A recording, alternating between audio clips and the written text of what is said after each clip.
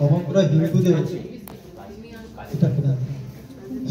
হিন্দুদের প্রাণের উৎসব।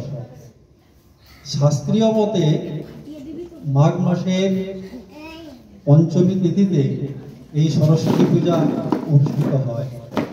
শীতের শেষ এবং বসন্তের শুরুতে এই পূজা অনুষ্ঠিত হয় বলে এই পূজার আরেকটি নাম শ্রীপঞ্চমী বা বসন্ত পঞ্চমী। সরস্বতী হচ্ছে বিদ্যার আরাধ্য, বিদ্যার দেবী। এই পুস্তক হাতে এই দেবী অজ্ঞতার অন্ধকারকে দূরে সরিয়ে বিদ্যার দেবী হয়ে উঠেছে এবং মানুষের মুখে কথা এবং বাক্য দেওয়ার জন্য এর আর এক নাম বাগ দেবী। আমাদের দেবী সরস্বতী হচ্ছে সর্বশক্তি। ওনার বসন শুভ্র এবং ওনার গায়ের রং শুভ্র। উনি শ্বেত পদ্মের উপর আসীন থাকেন এবং ওনার বাহন হংস তাও হচ্ছে শ্বেত বর্ণের। এই যে শুভ্রতা, এটা হচ্ছে সরলতা এবং পবিত্রতার প্রতীক। যেহেতু বিদ্যার দেবী, এই সরস্বতী পূজা মূলত ছাত্রছাত্রীরাই মহা উদ্দীপনার সাথে উদযাপন করে।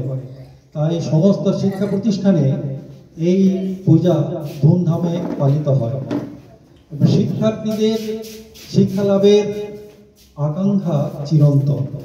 তাই সরস্বতী পূজার দিন সকল ছাত্রছাত্রী সকাল থেকে উপবাস থেকে এই পূজাতে অংশগ্রহণ করে এবং পূজার পর অঞ্জলি দেওয়ার মাধ্যমে তাদের শিক্ষা লাভের, তাদের শিক্ষার উৎকর্ষতা বৃদ্ধির জন্য দেবীর কাছে প্রার্থনা জানায়।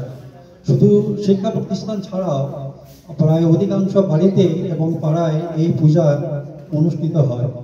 সেইভাবে আমাদের দিল্লির আবাসিক বৃন্দ এবছর প্রথম সরস্বতী পূজার আয়োজন করেছে এবং দেখতে পাচ্ছি যে আমাদের আবাসনের প্রত্যেক সদস্য সক্রিয়ভাবে অংশগ্রহণ করে এইটিকে আরো আকর্ষণীয় করে তুলেছে। পার্থবাবু তার বক্তৃতায় একটি বক্তব্য রেখেছেন যে পরের বছর অন্যান্য স্কুলগুলি যেভাবে থিম দিয়ে সরস্বতী পূজার অনুষ্ঠিত করেছে, আমাদের এই আবাসিক বৃন্দ চাইছে আগামী বছরে পূজাতে কোনো একটি নতুন থিম দিয়ে এটিকে আরো আকর্ষণীয় করে তোলার জন্য। তাই পার্থবাবুকে ধন্যবাদ এবং উদ্যোক্তাদের প্রতি আমার অনুরোধ, সামনের বছর পূজার আগে যেন পার্থবাবু যে প্রস্তাবটি দিয়েছেন সেটি যেন বাস্তবায়িত করেন। এই বলে আমি আমার বক্তব্য শেষ করছি। সকলে সুস্থ থাকুন। আগামী বছর আবার এই পূজা আমরা অনুষ্ঠান করব, এই বলে আমি বক্তব্য শেষ করছি। ধন্যবাদ।